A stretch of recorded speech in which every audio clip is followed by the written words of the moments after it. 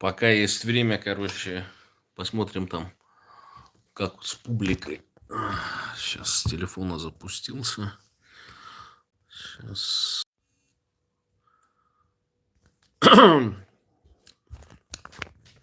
Так, один человек есть. Напишите вы откуда, короче, потому что надо проверить там, как наше это бурятское сообщество, что там 18:50, 19 там уже практически час, однако только менты будут из Бурятии глядеть. Наверное, только менты, не знаю. Напишите в чате, откуда вы, с какого города, может быть, там это с Европы откуда-нибудь, с каких-то других стран, короче.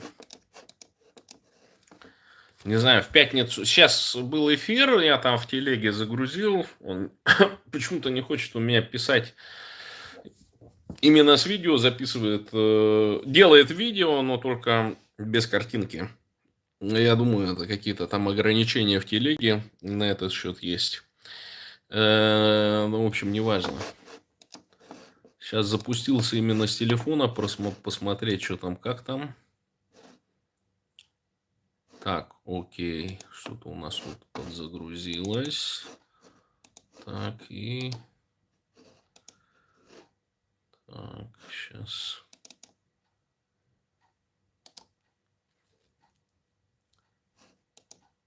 Так, Жаргал, привет. Жаргал Найон, откуда ты? С Монголии? Напиши, потому что... Так, о. Там сейчас... Сейчас, подожди.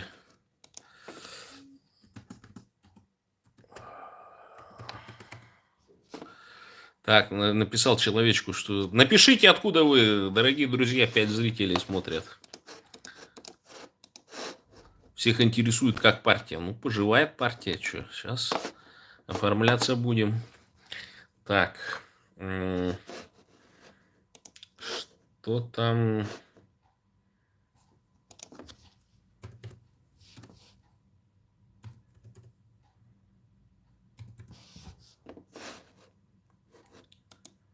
Будем оформляться.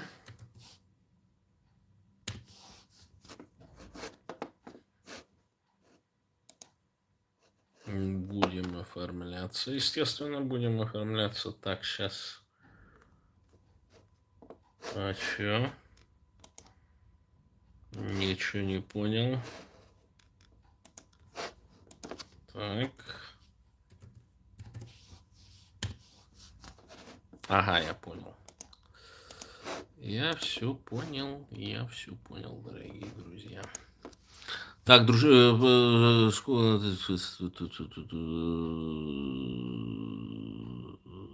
что-то вообще непонятно. Жора какой-то непонятный. Так, видимо, это все-таки мне накинули, видать, ботов. Так, тут какую-то вообще чушь. И что? Ну и пофигу вот на это все дело. Что-то пишет. Ну и что? Ну и что? Я теперь что, не могу редактировать ничего, что ли? Так. А, не-не-не, все понял. Все понял. Сейчас мы его быстренько обнаружим. Так. Насколько там? Насколько? 15, 36, 38 конкретно вот этот нужно. Так.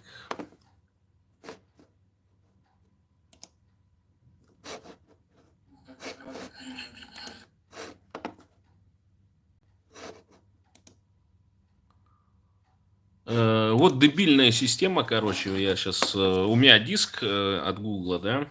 Я не знаю, вам, наверное, такая штука недоступна, но кому доступна, как говорится, вход рубль, вход копейка, выход рубль, короче. То есть, мне сейчас там, короче, в принципе, дешево, 100 гигабайт.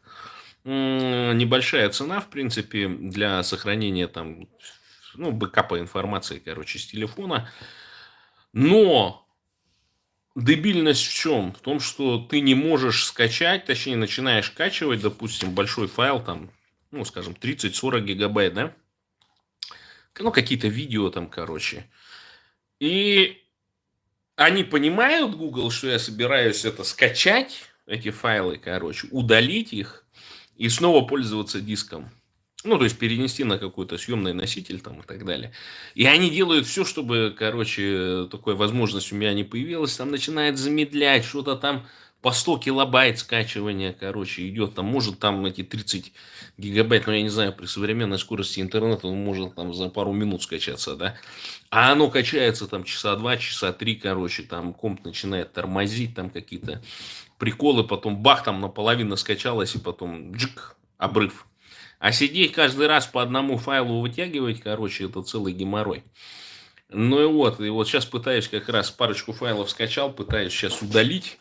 И он, сволочь, не ищет их, поэтому, как его, вбиваю название этого файла, короче, он мне пачку выдает. Хочешь, говорит, удаляй эти файлы, короче.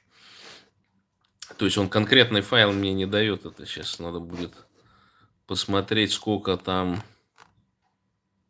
в нем 4 гигабайта, да, 4. Сейчас.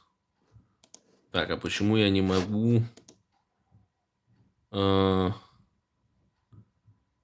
а почему я не могу посмотреть, что это за файл? Где его название, короче? Где его название? Так, ладно, придется методом сравнения. Так. Какие-то дураки на меня набежали, короче. 27 человек смотрят. Боже мой. Вот запускать теперь надо, однако, с телефона, короче. Так, Бурят, как ты? Ну, как видите, нормально, короче. Сидим сейчас тут. Сижу там сейчас, удаляю некоторые файлы. Я их до этого скачивал, но как-то хочется перепроверить, короче. Скачал. Теле я скачал, как говорится. Теле я скачал. Файлы я скачал сейчас. Ну правильно, мне выдало просто за 16 марта, короче, да. За 16 марта выдало. Так, ну я думаю, все-таки это вот эти два файла, короче. Вот это вот этот и вот это этот, короче. Удалим их. Так, 7,1 гигабайта. Да, больше других нету. Больше других нету. Так, сейчас мы это все удаляем. И у нас появляется... волшебные 7 гигабайт, короче, свободного места сейчас. О! Правда, снова Google, короче, говорит, покупай. Но мне зачем терабайт? В принципе, если бы была у меня американская зарплата, я, наверное, бы терабайт подключил, короче. Ну, поскольку зарплаты нет, и американской зарплаты тоже нет, короче, смысла нет подключать терабайт. Хотя это удобная вещь, в общем-то, там, то есть сразу бэкапишь кучу материала, там, какие-то фотки там и так далее. Особенно, если ты где-то за рубежом находишься, очень удобная фишка. Надо пользоваться, конечно, так, ты из какого города? Я, Анастасия, я из Варшавы. Я не казах, я бурят. Канал мой называется Когито Бурята. Занимаемся мы тут национально-освободительной борьбой. Укрепляем дух и национальную идею бурят.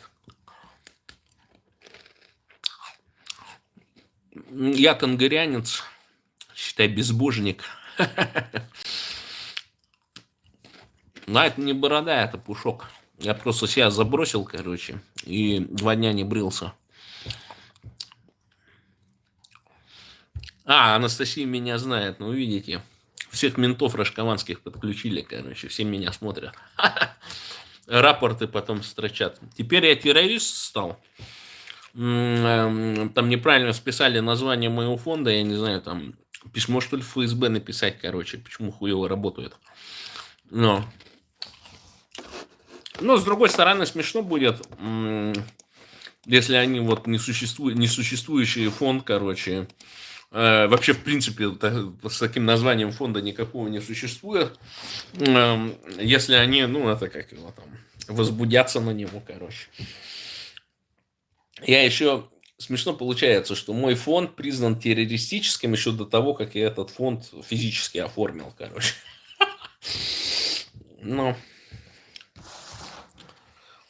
что там, какие вопросы еще будут? Одни и те же, короче, там мне ватников, однако, подцепили.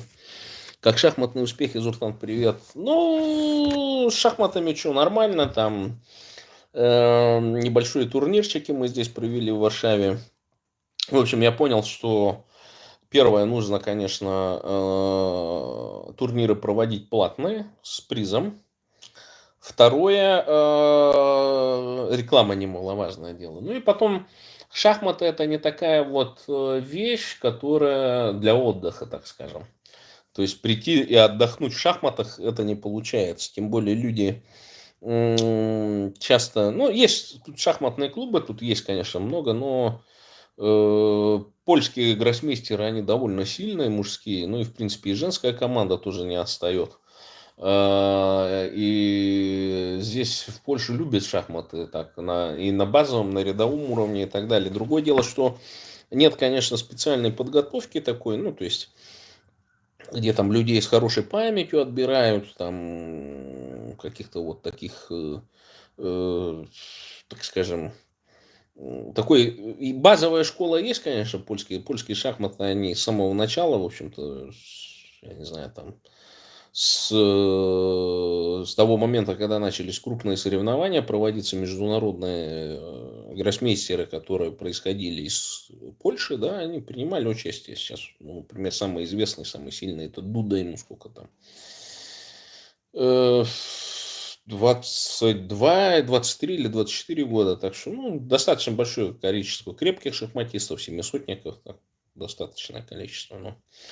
И, в принципе, здесь очень хорошо развита система шахматной подготовки детской. То есть в любую, например, библиотеку можно обратиться, там постоянно есть шахматный тренер, короче, который там ну, детей тренирует и так далее. То есть отбор идет.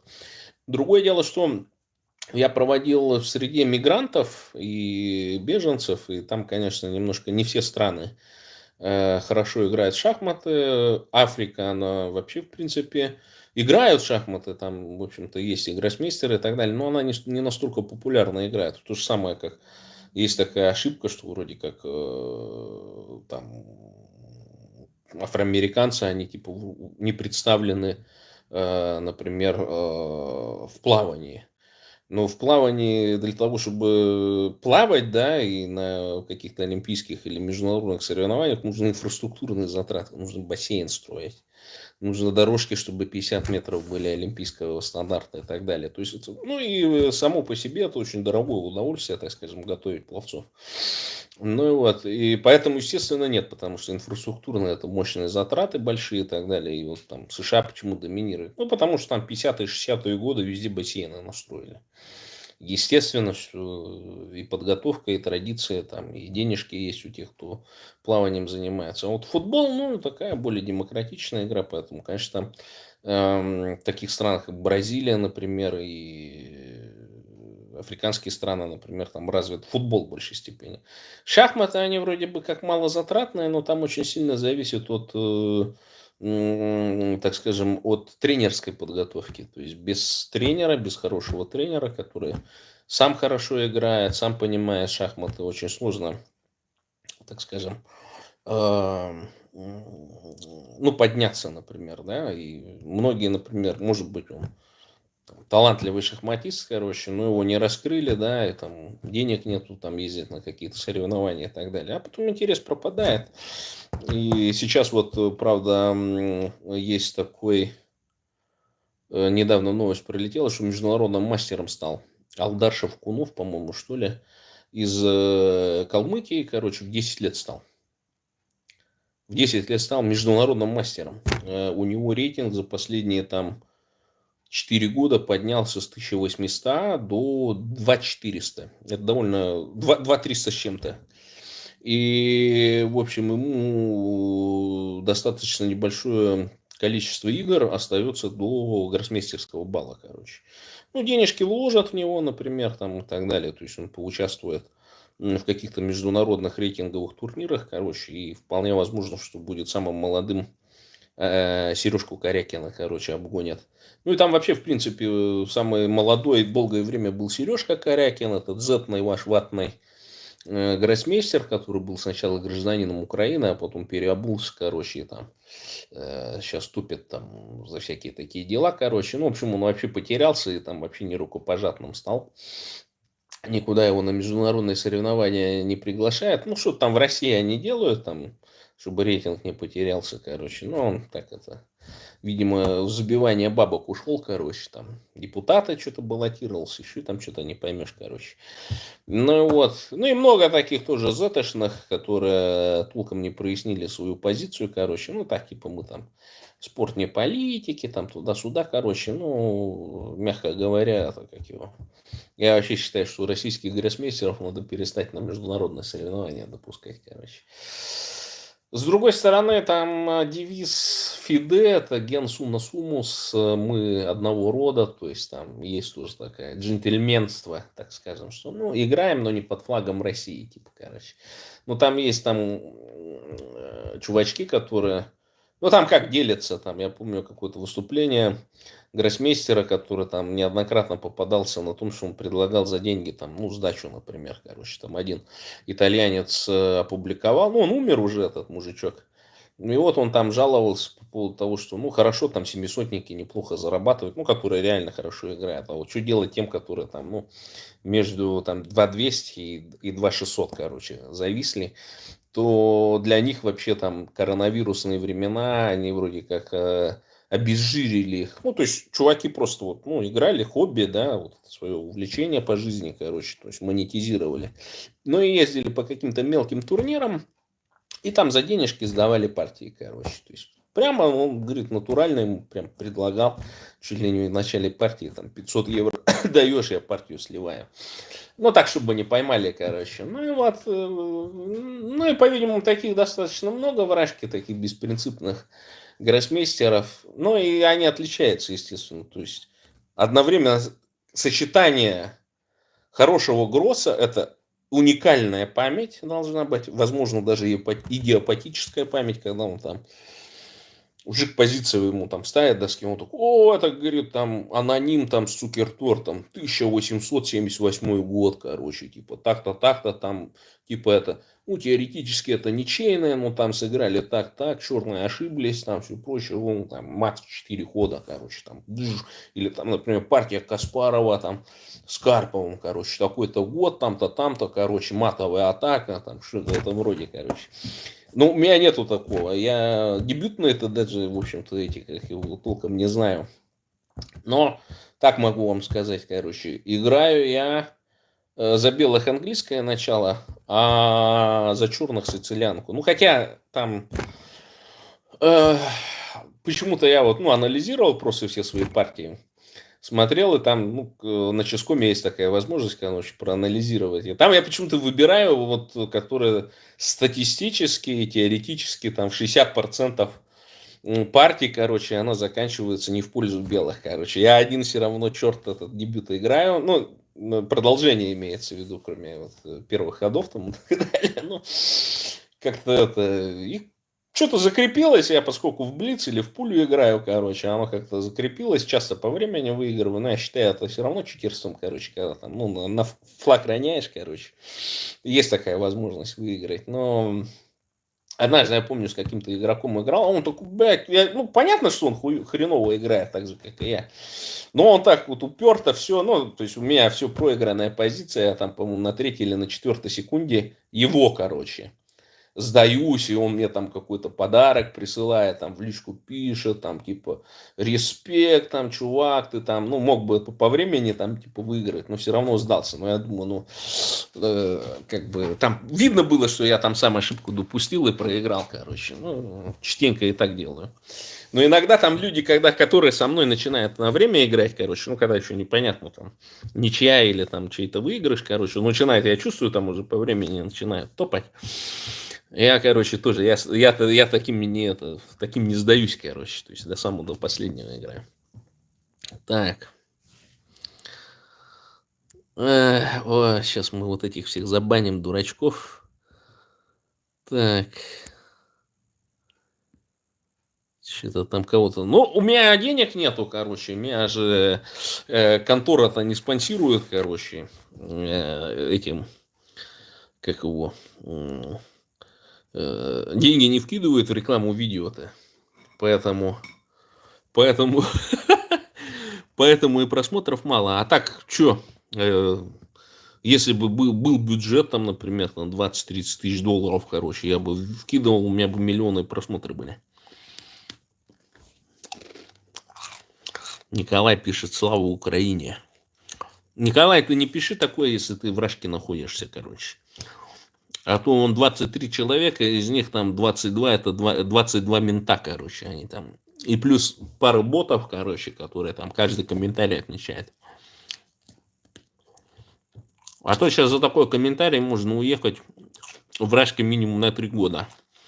А потом тебя на зоне еще будут там это, как его, разводить на 275-ю статью, там, как его, государственная измена. Да? Так. Менда террорист. Кстати, как по-бурятски будет террорист? Просто Мария пишет: фонд не так в США, что скажете? Ну, я лично не знаком с основательницами, с Роднаевыми, но я учился у их матери, Ларисы Дорживиной Роднаевой, доктор химических наук. У нее очень хорошее, так скажем, это образование было. И, в общем-то, достойных детей воспитала, короче. Одна дочь где-то на Гавайях живет. Ее, кстати, путают. Мне там скидывали, короче, под видом инсайда. Значит, Инстаграм одной дочери. А там двое близнецов. И это, видимо, вторая дочь, которая экологией занимается. Которая там где-то в континентальных Соединенных Штатах живет. А одна дочь живет на Гавайях. Ну и правильно, что, то есть сообразили, тем более там, конечно, я-то думал, что они 20 тысяч, 30 соберут, короче, потому что 20 тысяч для 2000, там 300 что-то бурятосы скинули, короче, мне кажется, это вообще, совершенно маленькая сумма. Тем более там же есть какие-то... Ну, я не знаю, там много ли буритосов больше 150 тысяч долларов зарабатывают. Я подписан еще на такой канал бухгалтерский, американский. И они там говорят, что если ты зарабатываешь больше, там, ты лично зарабатываешь больше там 120 тысяч долларов в год, то там уже нужно обращаться вот к таким этим бухгалтерам, которые тебе налоги начинают оптимизировать.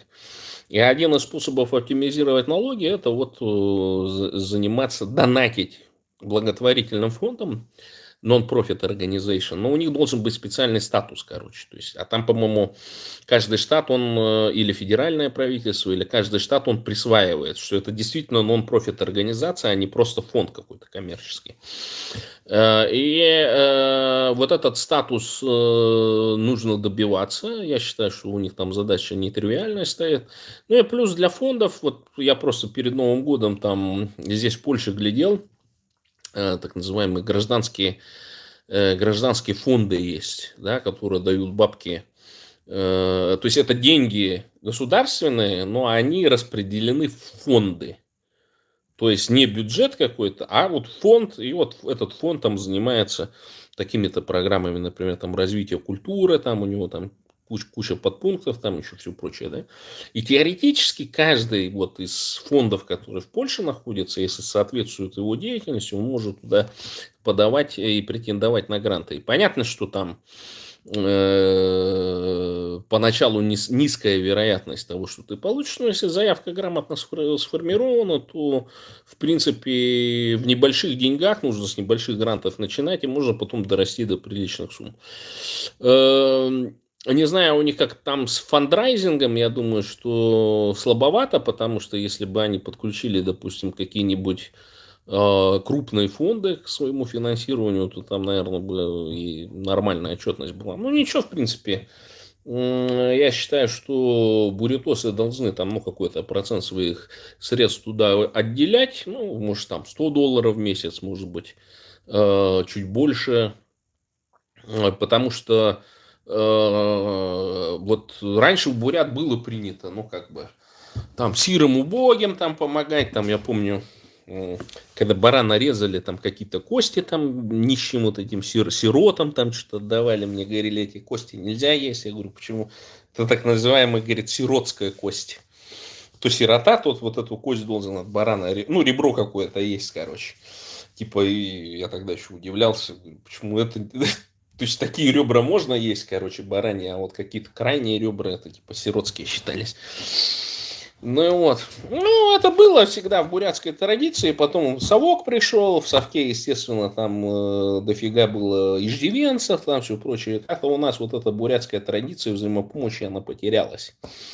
Ну, для такой диаспоры 18 тысяч бурятосов в США, там, что в этот фонд они накидали всего там копейку, короче, какую-то там $2000. Это, мне кажется, это позорище, конечно. С другой стороны, мало кто, наверное, знает, что такой фонд есть, его нужно там больше пиарить, но они, видите, они не занимаются... То есть, если бы их спектр деятельности, например, был указан о том, что они занимаются еще какой-нибудь разведывательной деятельностью, например, то есть, изымают какую-то информацию, анализируют большие данные, короче, то есть, количество там агентов в каждой деревне, да, чтобы, ну, допустим, кто-нибудь там повесился в бурятской деревне, короче, тут же информация вылетала там у них на сайте. В такой деревне повесился мальчик 10 лет, короче, из-за буллинга там, или из-за еще чего-то там. В какой-то деревне повесилась страшная бурятская девочка, тоже из-за буллинга там и так далее. То есть, все вот эти бы данные, если бы прилетали, у нас же бурятошки, они все же вот такие там эти. Никаких толком информаторов нет, но такую сеть нужно строить. И я постараюсь здесь вот это все, так скажем, сформулировать, и при создании Бурятского республиканского центра одной из целей это будет шпионаж, короче. То есть мы будем заниматься аналитикой больших данных, будем в каждом издании республиканском, короче, в этих номерах 1 в информполисе иметь по своему агенту, денежки платить будем, нормально, криптой может быть. Ну, это все зависит от того, там, какая разведка нам будет помогать. Будет израильская разведка помогать, в шекелях будем платить. Будут французы в евро, будут немцы тоже в евро, короче. Будут поляки помогать, будем в злотах перечислять. В общем, нужно вот по такому принципу идти. Почему? Потому что если вот просто вы начнете гуглить где-нибудь здесь в Польше или там во Франции, что такое Бурятия, да? Ну там какая-то вообще чушь будет вылезать, вообще ерунда полная. Да, например, в Польше там, ну, вот эти какие-то первые там странички, там что-то из Википедии там и так далее вылезает, короче, но там часто такой бред написан, короче, и поэтому немаловажно для вот этих всех фондов, и, собственно, почему вот, ну, вы никогда не задумывались, почему там Анна Зуева там порожняк гонит какой-то, вообще бред какой-то, чушь, короче, да, вот эти заголовки и все прочее, тот же фонд «Свободная Бурятия», там всякую чушь пишет, короче. В основном-то, видите, на русском языке. Почему? Потому что уходит туда на корм вражки, на корм вражку. Но никто почему-то из этих фондов не работает на распространение идей, допустим, в Европе, на немецком языке, на польском языке, на других языках, да. То есть, и информации крайне мало. Там она остается, знаете, ну, вот есть любознательные люди, да, скажем так, их достаточно много, которые, ну, политика немножко интересуется и так далее, вовлеченные. И в Европе таких очень много, но они не знают, и что они едят, они хавают то, что русня написала, вот эти хорошие русские, там, значит, официальные эти органы там и так далее. То есть иного мнения вот по типу там деколонизации, национально-освободительной борьбы, его вообще нету в принципе. То есть чувак ищет национально-освободительная борьба Бурятии. Ничего не вылезает абсолютно там. Или какая-нибудь сфабрикованная какая-нибудь статейка непонятная.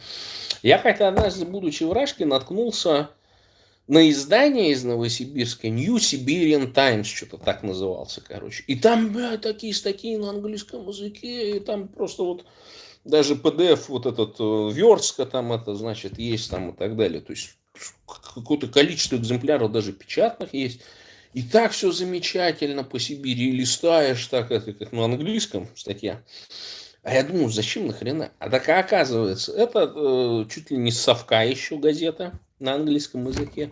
И это такой метод русской пропаганды, короче, что в Сибири все отлично, там народы в мире живут и так далее. Поэтому абсолютно неудивительно, когда там в Австрии, когда там докладывалась такая Анна Пряхина там из свободного Томска, там Республика Сибирь или что там, Конфедерация Сибирь там или что-то она там представляла, ее спросили, а на что вы ссылаетесь? Хотят ли жители Сибири типа отсоединяться от Рашки? Ну, я бы ответил по-другому несколько, но Анна Пряхина говорит, ну, а что вы, говорит, вы рассчитываете, что в репрессивном государстве какие-то вот тесты или опросы, они, люди будут, ну, прямо отвечать о том, что мы хотим независимости и суверенитета, например, сибирячки. Я бы ответил совершенно по-другому, что мы этих исследований не проводили, официальные исследования, естественно, государственные, говорят о том, что эта идея маргинальная, там маргинализированная и все прочее. Но если вы, австрийцы, хотите получить хорошую информацию, дайте нам денег, мы проведем исследование и будем вопросы таким образом задавать, чтобы докопаться до вот истины. Устраивает ли их там, например, такие вопросы можно задавать. А считаете вы справедливым распределение недр, например, между... Или вот, например, а знаете ли вы, что существует налог на природные ресурсы, например, что он не уплачивается в вашем регионе, а уходит полностью в Москву? Там, и такая куча таких вопросов. И тогда можно понять, задумываются ли люди вообще, в принципе, о независимости и суверенитете. Потому что это само такое вот постановка вопроса, она, в общем-то, нетривиальная. То есть, если усредненному там какому-нибудь бурятосу Люмпину задать вопрос, а он себя-то не понимает, он не знает, что он, ну, он не понимает, что он бурят, он знает, что его бурятосом называют, потому что он от русни отличается. Но у него национального-то стержня нет. Он даже на бурятском может говорить и так далее. А стержня-то национального нет, национальной-то идеи нету. Как мне тоже... А вот же там, наличие бурятского государства или стремление к тому, чтобы бурятская национальная, это же тоже национальная идея. Я говорю, это в идею фикс получится, потому что над этим нужно работать. И у нас есть два пути. Один сектантский, когда буряты, националисты начнут свои собственные секты создавать, религиозные, там, тенгерианские, с протестантским уклоном, или как в Корее там любят, что смешивать конфуцианизм, буддизм, там, христианство, там еще какие-то идеи местные, там, значит, верования шаманистские там, и так далее. Либо другой путь, это вот такой, как бы, четкий такой панбурятизм, короче, да, вот как сионизм, например, да.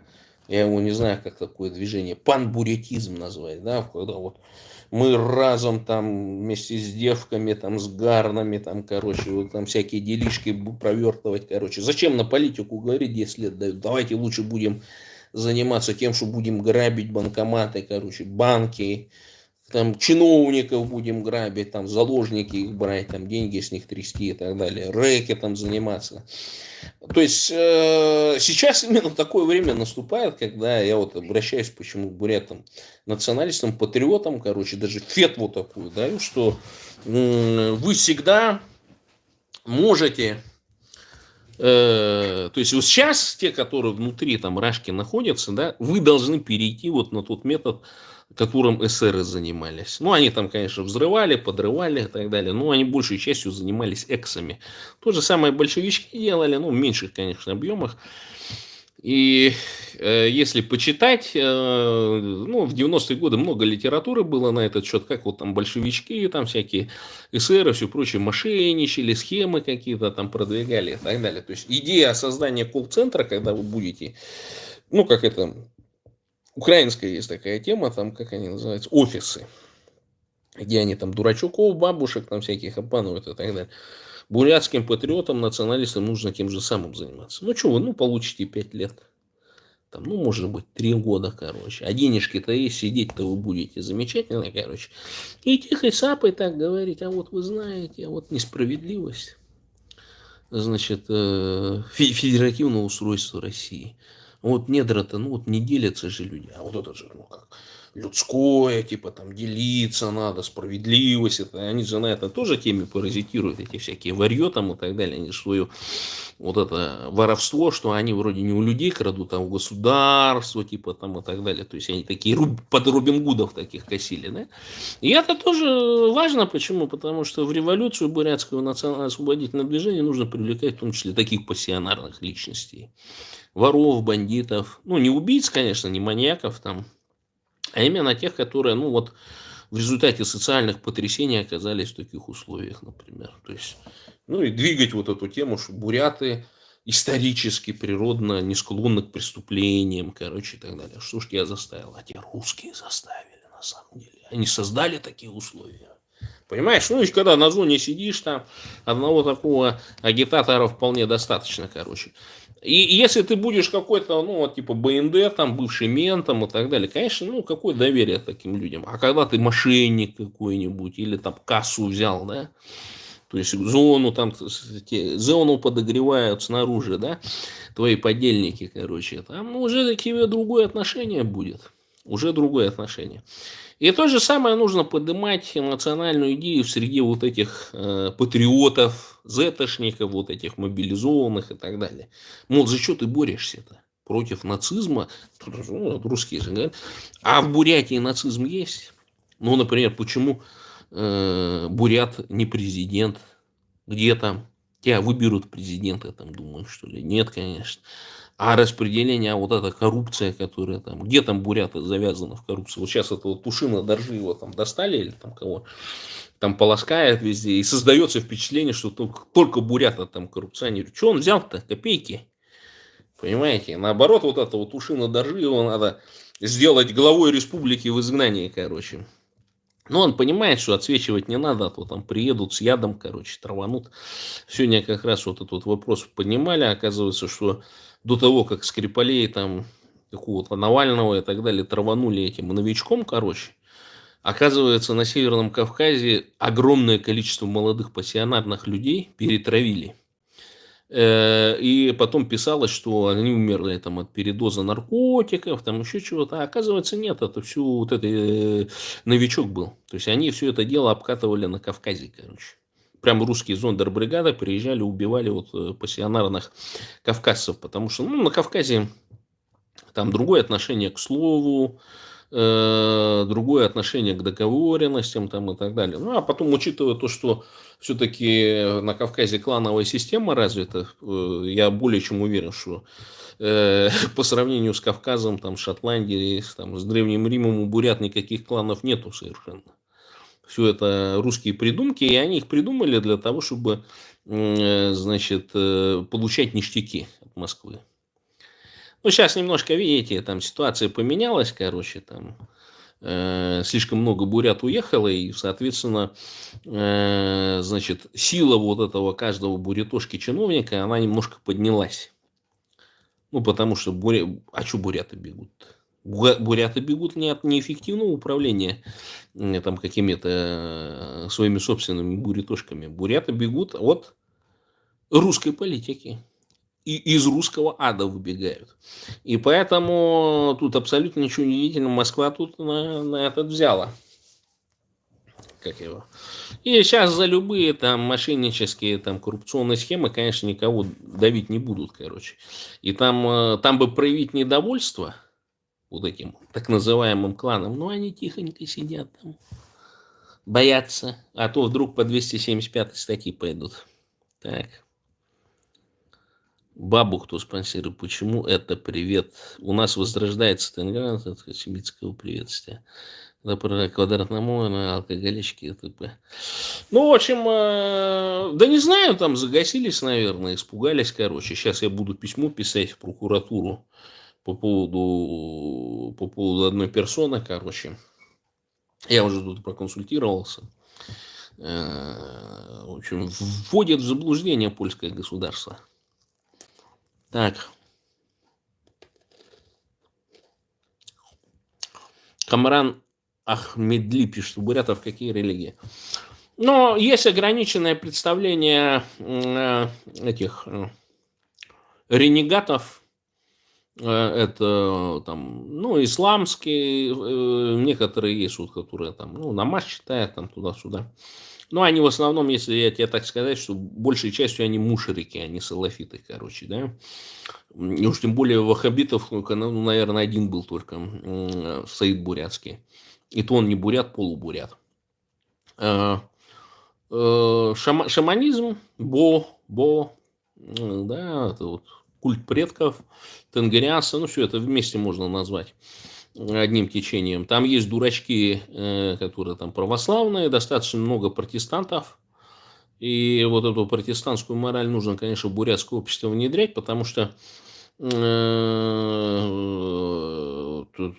как бы, я не знаю, что-то у нас буддисты какие-то неправильные, короче. Во всем мире там вокруг буддийских диаспор там все формируется, все делает, там и юристы будут, там и адвокаты будут, если кого там с этой, значит, с санхи, если кого-то дернули, не буддийский, ну, а я имею в виду, что санха это целиком сообщество дернули, там тут же там защитники, там все вылезает. А тут нету, тут это государственная религия, так скажем, там полностью спонсированная, подконтрольная ГБшникам еще с советских времен.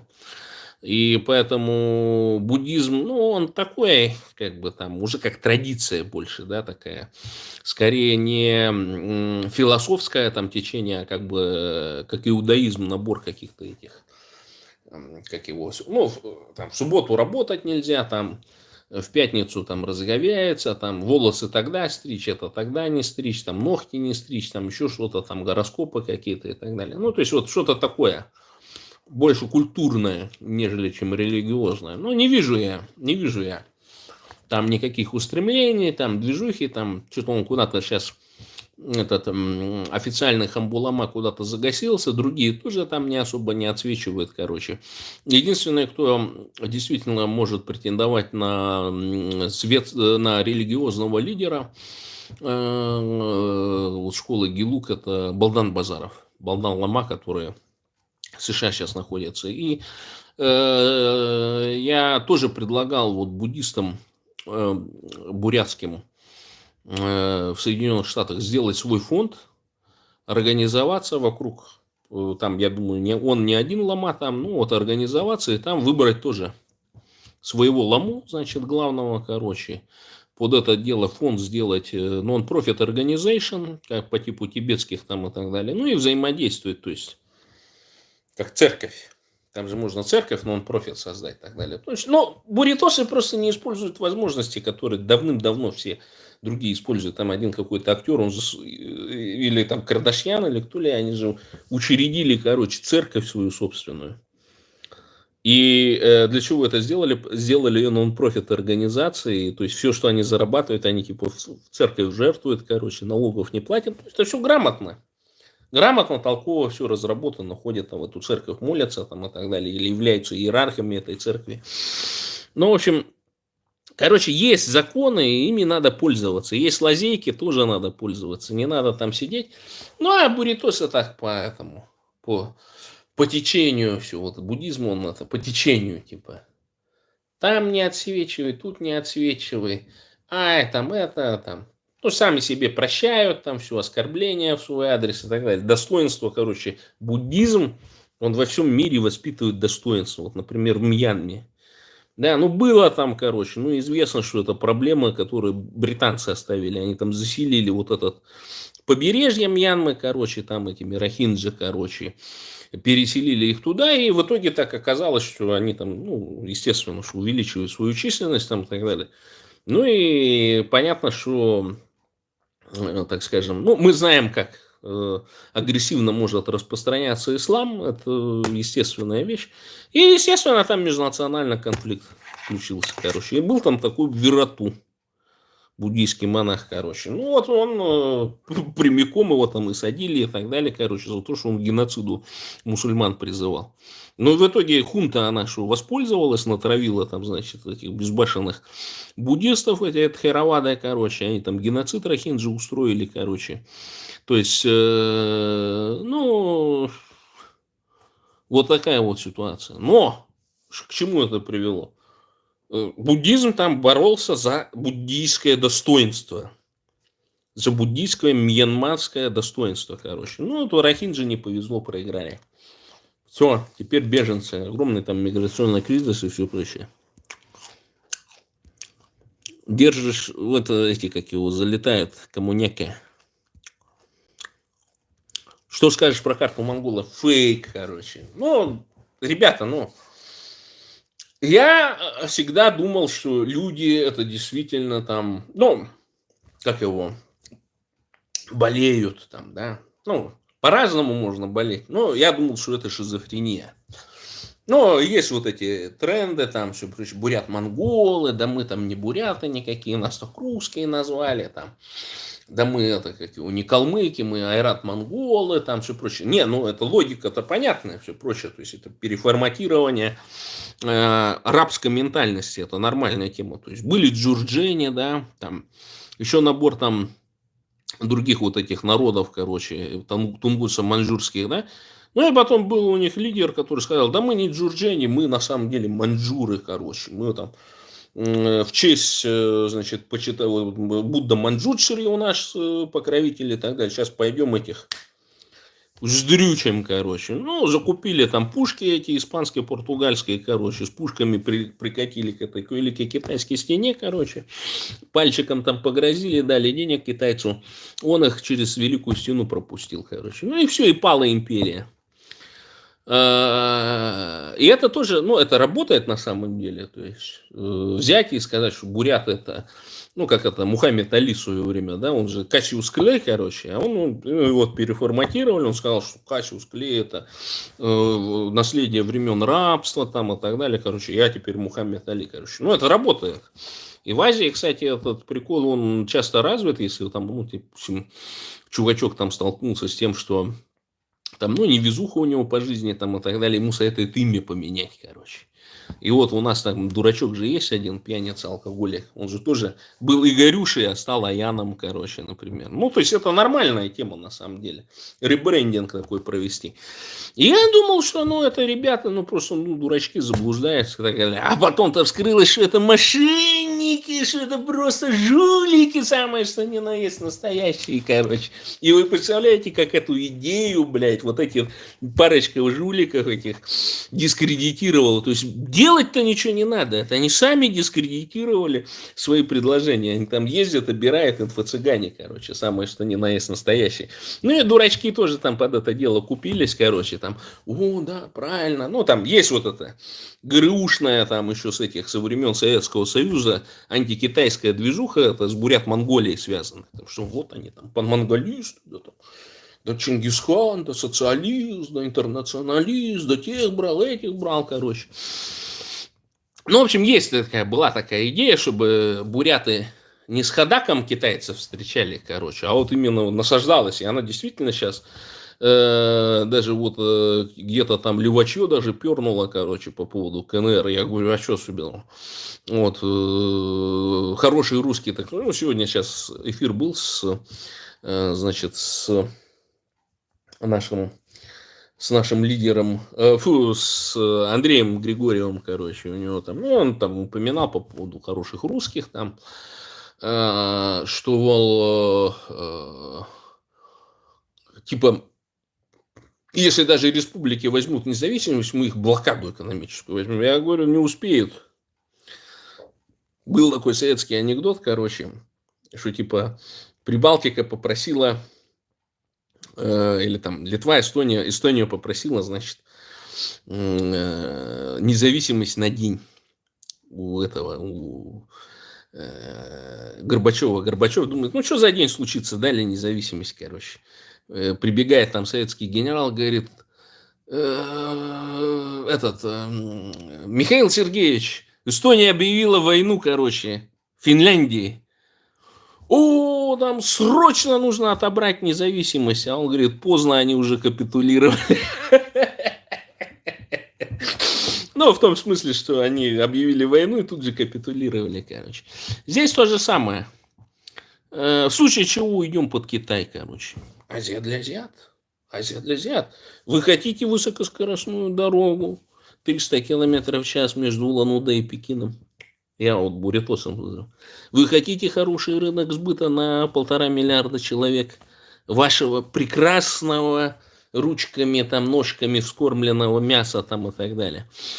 Вы хотите новые технологии, хотите солнечные станции, атомные станции китайские, термоядерную, возможно, станцию, короче, экспорт байкальской воды в Китай по 15 юаней за бутылку.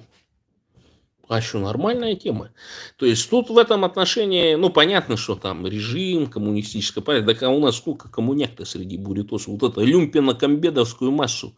Никак не вытравить этих люмпинов и комбедовцев. Вот сколько их, они все плодятся и плодятся, плодятся и плодятся. Так тем более под коммунистическую партию там, значит, эти, как они там были-то эти. Мао-то сделал, что этих чиновников всех этих захунвейбинят, короче, да, бурятских там, и не бурятских, например. А русские-то девки с удовольствием побегут, они там будут этими биореакторами рожать китайцам там этих метисят там и все прочее. Ты чё? Они и так-то ездят с приграничных зон там. Ну, я был там в Чанчуне, я видал там, ну, в общем, девок-то этих русских с арабами, они там с неграми зажигают там и так далее. То есть, ну, короче, кто поумнее, они там с китайцами там дринкаются, короче. Ну, то есть денежку зарабатывают там. Так что даже есть такое понятие, как русский взгляд в Северном Китае. Идиома такая у них там. Русский взгляд. Так. Да, ну правильно, а что нам там к монголам присобачиваться, короче, они там бедные. Ну, вот, ладно, с другой стороны, есть такая, может быть, идея о том, чтобы взбудоражить там монгольские народы, вот, которые во внутренней Монголии живут, значит, во внешней Монголии, там как раз переизбыток населения, ну и, допустим, в Иркутск переселить, скажем, 500 тысяч монголов. Ну, там, лишнее население убрать, короче, в пустые квартиры пустить монголов. Ну и что, нормально, экономика попрет, и монголы начнут размножаться, и самолеты будем собирать, и все прочее, короче. А чем не тема? Нормальная тема.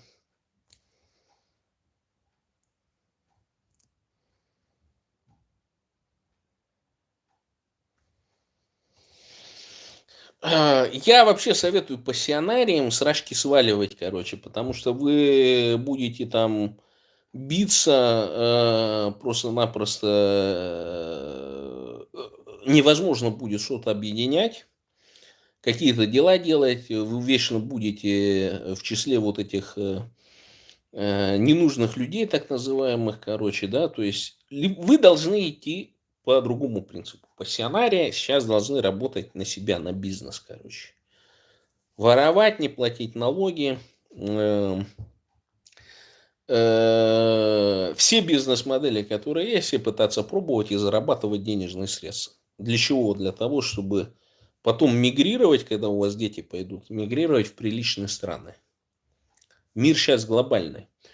И это самый лучший путь. То есть я советую всем не заниматься политикой, короче. То есть если вы хотите заниматься политикой, вы должны быть богатые просто. Или хотя бы сидеть так, чтобы ваша вся родня была за вас. Понимаете, то есть нужно кланы создавать, большие такие семьи.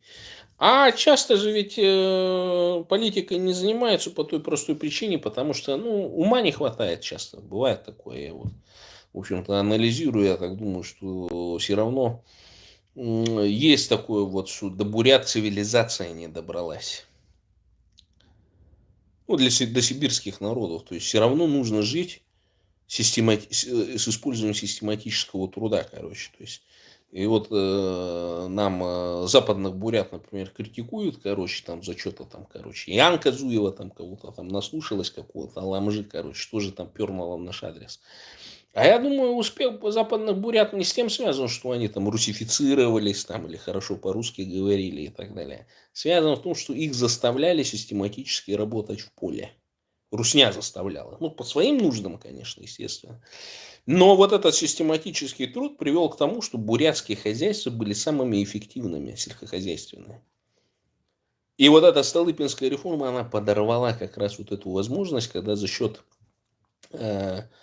вот сельского хозяйства, можно, буряты могли подняться и размножиться просто в большом количестве. Она подорвала эту систему, лучшие земли у нас отобрали. И с этим связано, во-первых, с тем, что цивилизованность вот этих оседлых цивилизаций, она проникла через труд. А не потому, что мы там хотели, блядь, там, русней стать этими вонючими лапотными крестьянами.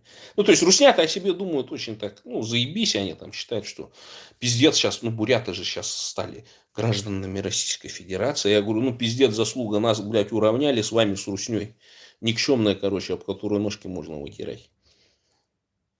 Я говорю, здорово, и буряты что, должны радоваться, прыгать, что они там русский паспорт имеют, что ли? А да, ну, а русня, она так считает, вот эти все примитивы и так далее, вот эта вся масса полудурков, которые там Бурятию сослали, там говорят, ой, да мы приехали до сюда, эту Бурятию поднимать, да там золотые годы потратить, да вы троечники были, люмпины, я когда всем говорю вот этим там, значит, я говорю, что вы нахуй тут рассказываете-то, блядь?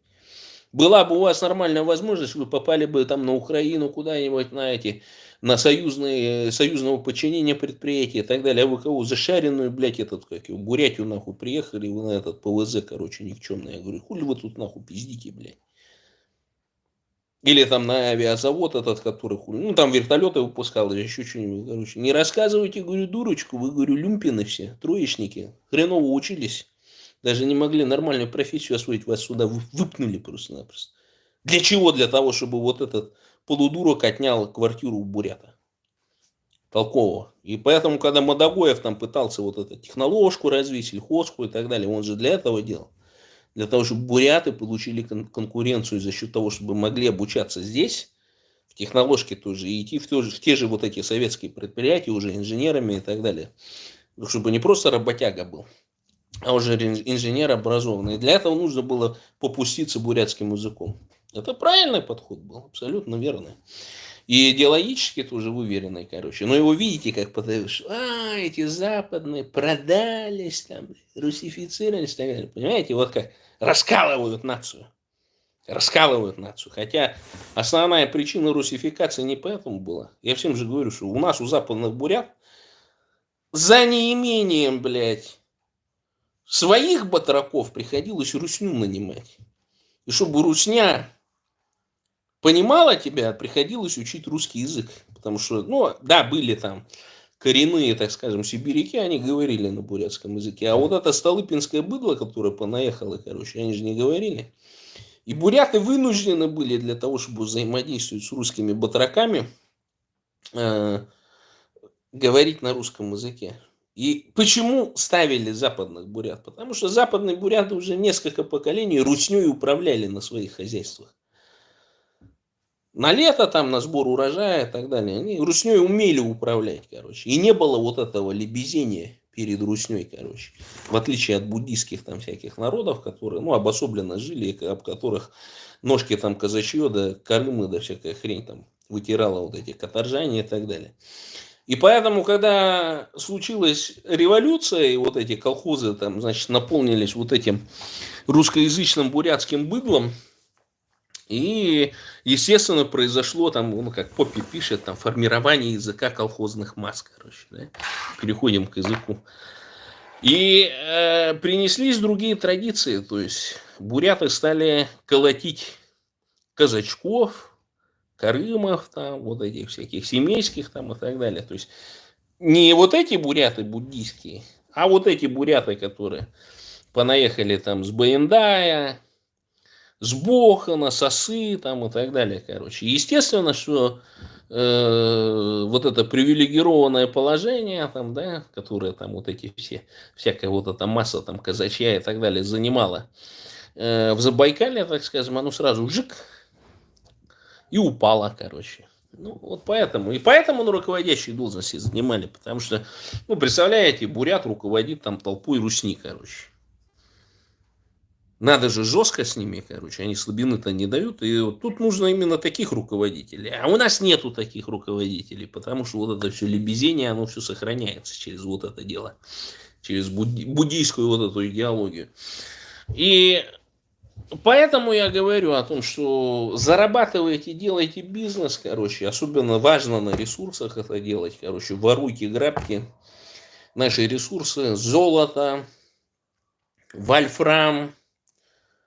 Ну, уран не сможете добывать, нет. Лес, природные ресурсы различные и так далее. Все это на экспорт, короче, в твердую валюту. И куда-нибудь Австралия, Канада, Соединенные Штаты Америки, туда миграция. Уже с деньгами заезжать надо, короче. Кредиты там надо брать, банкротятся все эти мутные схемы там и так далее. Не вкладывайте. Либо вы вкладываете в свое хозяйство, например, в сельское хозяйство. Не надо никаких квартир покупать в городе и так далее. Купите лучше трактор, Джон Дир, там, я не знаю. Что-то нормальное для того, чтобы у вас было там все. Все на мази, короче, ваши эти сельские хозяйства. Потому что не объединяйтесь, естественно. Нужно уже переходить от этого фермерского хозяйства, да, в сторону агрохолдинга. Нужно как минимум 2-3 бурятских агрохолдинга на наших территориях, потому что иначе мы вообще связь с землей потеряем. И начнется постепенный упадок, вымирание. Уже сейчас бурятская деревня на 70% вымерла. Все там в городе сидят, спиваются, девки там распутными становятся по этим еврейским барам, по всяким этим гоняют и так далее. Он-то деньгу делает где-нибудь в Таиланде живет.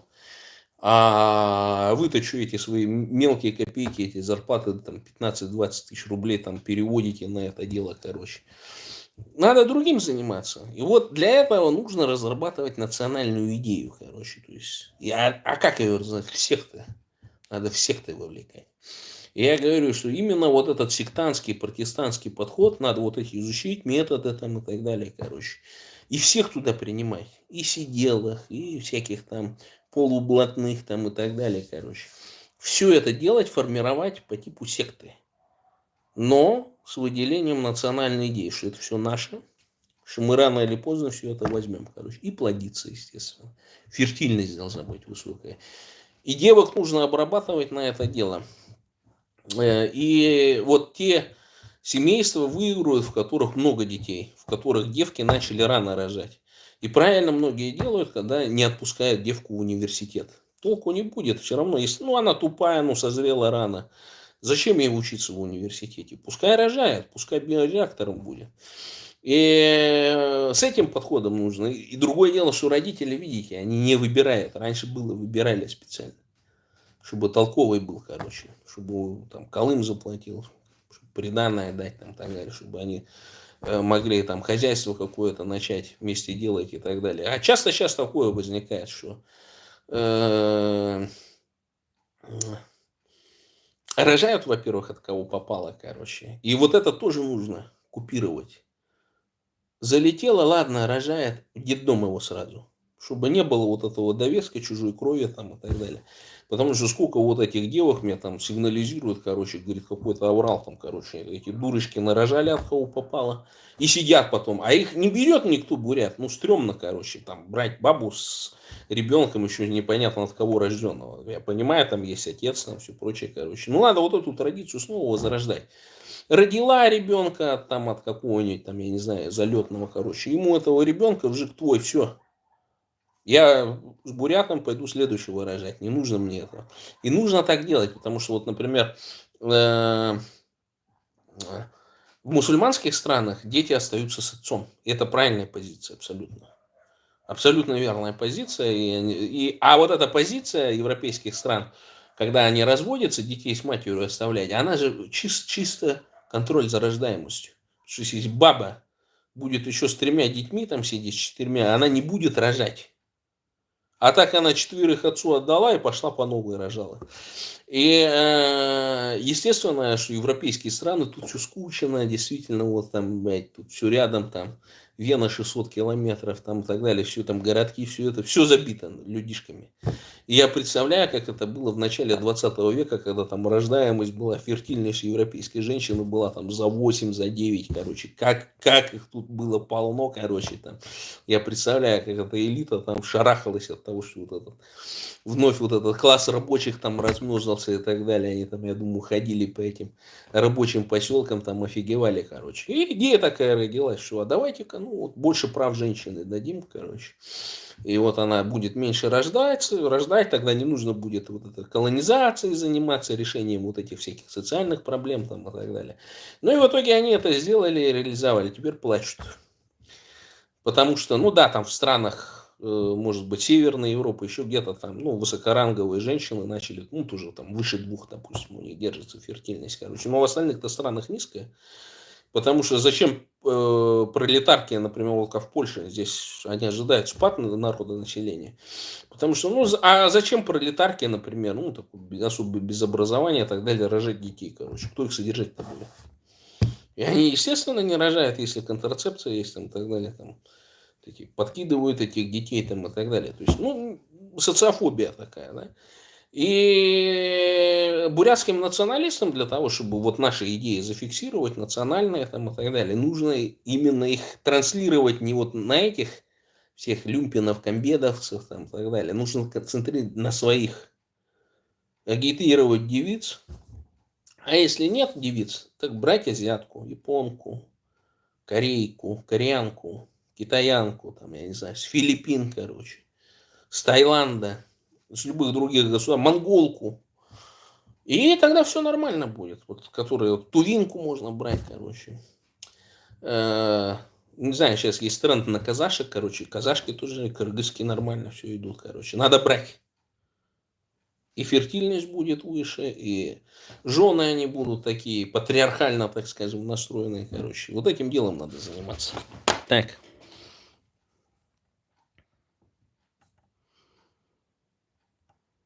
Не, ну необразованная не обязательно рожает много детей. Все зависит от возможностей.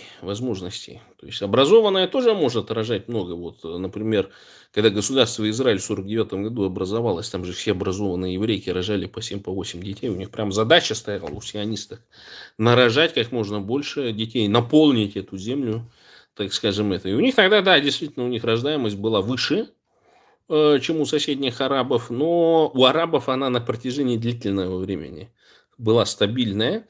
И я читал выкладки, там упадок Османской империи, он случился, то есть там в какой-то 1600 каких-то годах, когда у них расцвет был, у них был там что-то 35 миллионов населения по податным налогам, по податям там было подсчитано, короче. А где-то спустя столетия население упало до 15 миллионов. То есть у них то же самое случилось. Расцвет, там, приток золота, все прочее. Женщины начали там образование получать, наслаждаться жизнью. Короче, случился у них демографический кризис. Короче. И вот эти вот все...